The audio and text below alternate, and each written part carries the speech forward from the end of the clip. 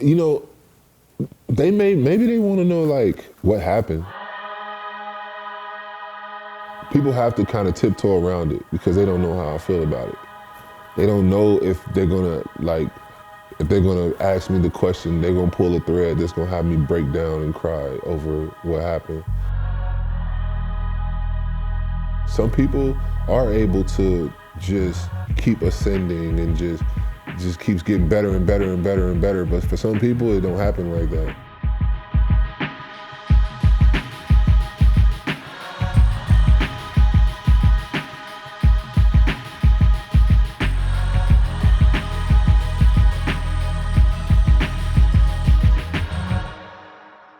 I'm just like any other kid.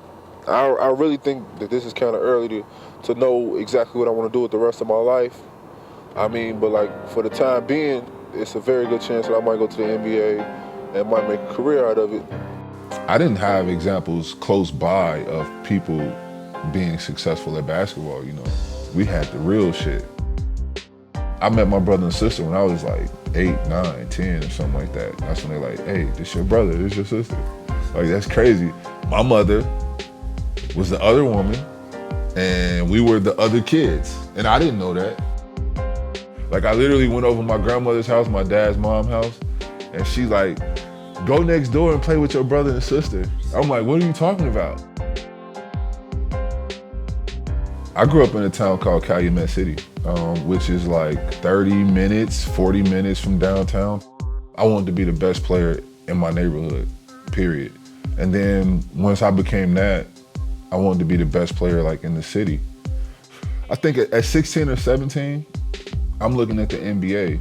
I'm feeling like this is no longer the Michael Jordan, Charles Barkley's and all of that. You know, this is the youth running stuff right now. Like, and not even because they're winning, just because they're entertaining and they're fun. I mean, Q and D Miles are hitting their head. Nobody even know why they were doing it, but it just, you wanted to do it. You know, he was a lottery pick and, you know, he was projected to go pretty high. I think that pretty much, you know, made up our minds. These knees and backs, they only have so much, you know, jumping and bending and all that left in it. It limits how much earning time you have in the pros. In a lot of ways, we weren't prepared for it as parents because there was so much we didn't know. Fourth pick in the 2001 NBA draft, the Chicago Bulls select Eddy Curry from Thornwood High School in South Holland, Illinois.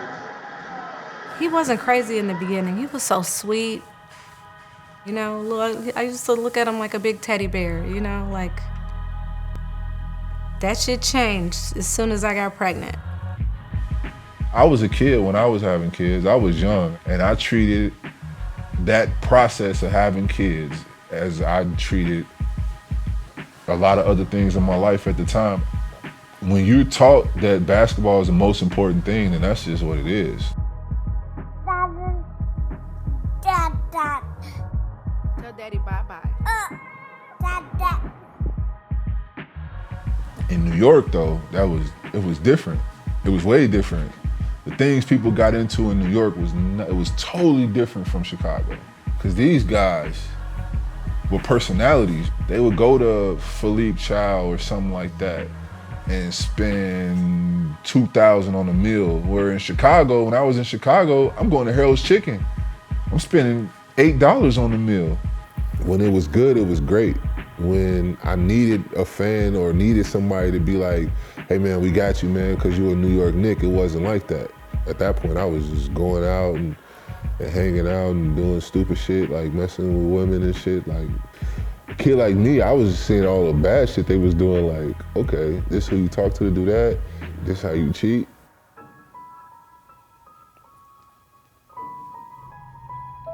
Money is the rule of all evil. No, the love of money. I think it'll answer a lot of problems.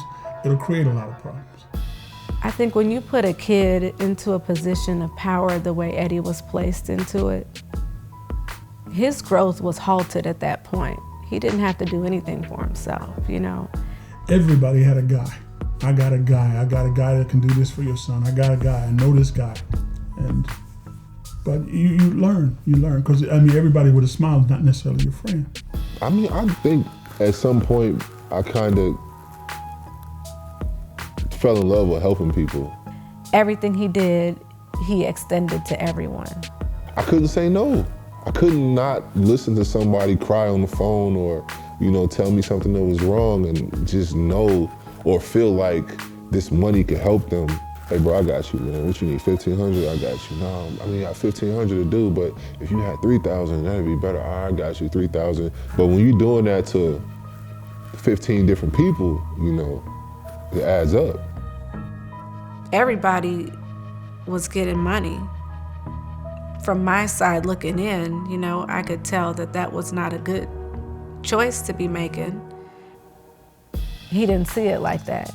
Eddy Curry is in a bit of financial trouble, even though he made $57 million in his 9-year career. What is the $75,000 loan that he hasn't paid or something?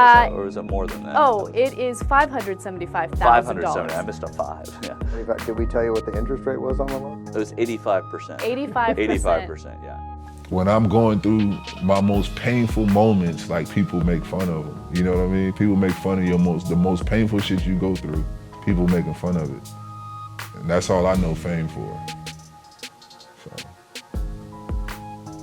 I'm watching my closest friends just do the most foul shit to me ever.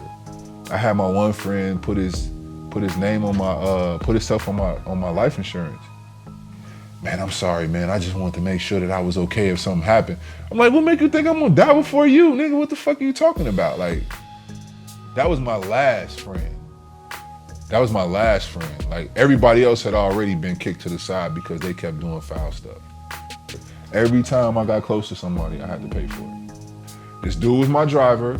He was hella cool, hella down to earth. He was telling me his story. And I'm like, you know what? I'm gonna give this man a chance, bro. I want you to be my driver. And then he took moments where you'll be like, man, kiss my ass, man. You ain't did that, man. You playing. He taking that and putting that shit in legal documents like, on this day, Mr. Curry told me to kiss his ass. And in the court, will look at that and be like, yeah, you should pay him because you created a harmful environment. And then I had to pay him $300,000. I mean, there's so many just examples in your life that you like, this money is not important. I experienced, my grandma getting sick and no money being able to fix that. I experienced losing a daughter and no money bringing her back, bro. It's like, what, you can pay for a nice funeral? Like, is that what money does for you, I hope this don't make Patrice feel away, but this is just the reality. This is me being honest. I don't know, man. People say you can't love people. I really did feel like I loved more than one woman at one time, for sure.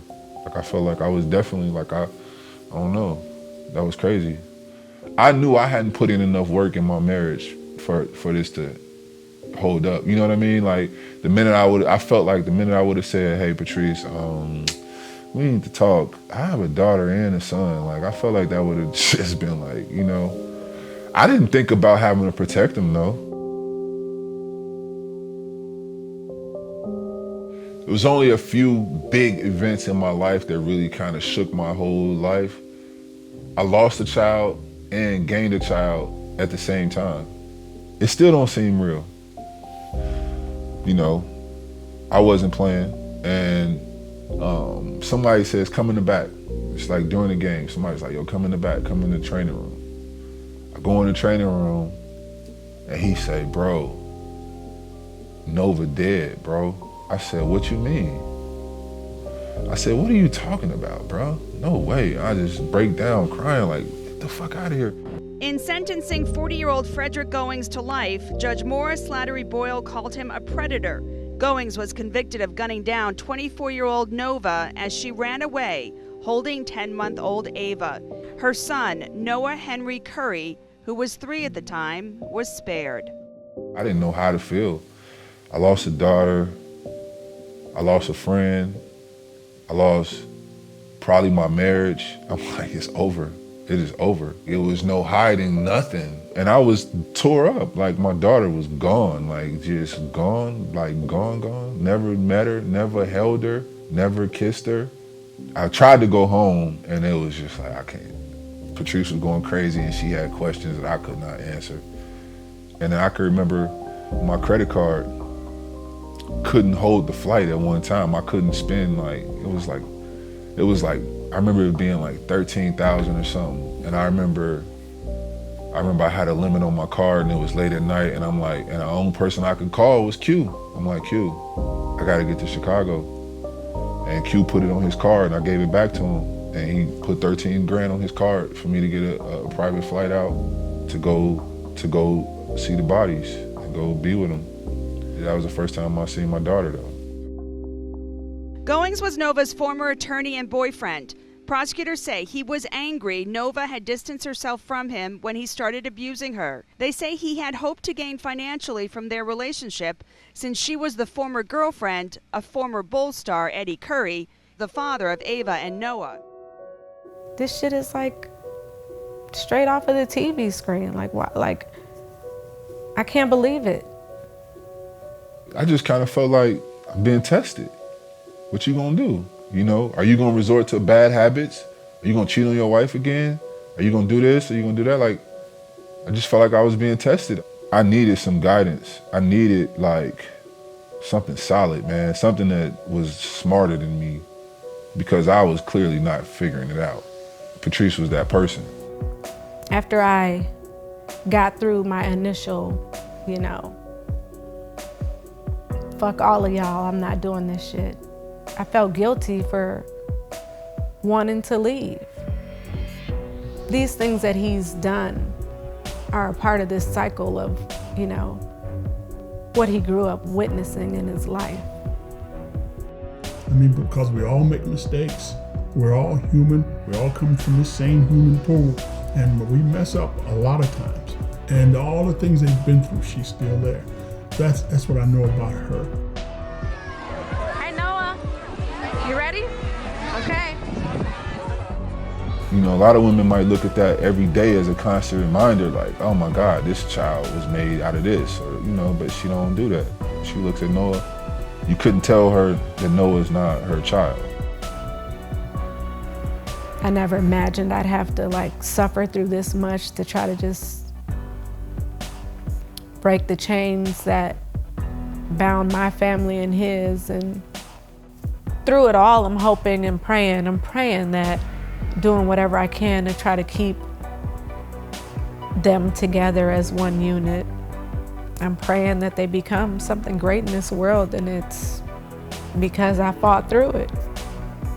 They know a lot of the stuff that I've done, being that person that caused some hurt and pain in women's lives, man, for real, I don't want my kids to grow up and feel like this is what they are supposed to accept from a man. And I don't want my sons to grow up and feel like this is the type of man that they're supposed to be.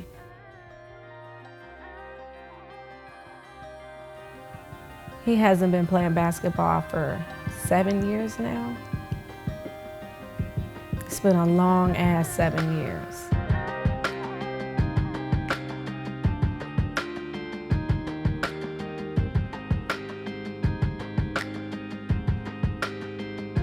If I base my life today versus when I was making $12 million a year, hell yeah, it's different money-wise, but are my kids happier now than then? I bet you they would say yeah.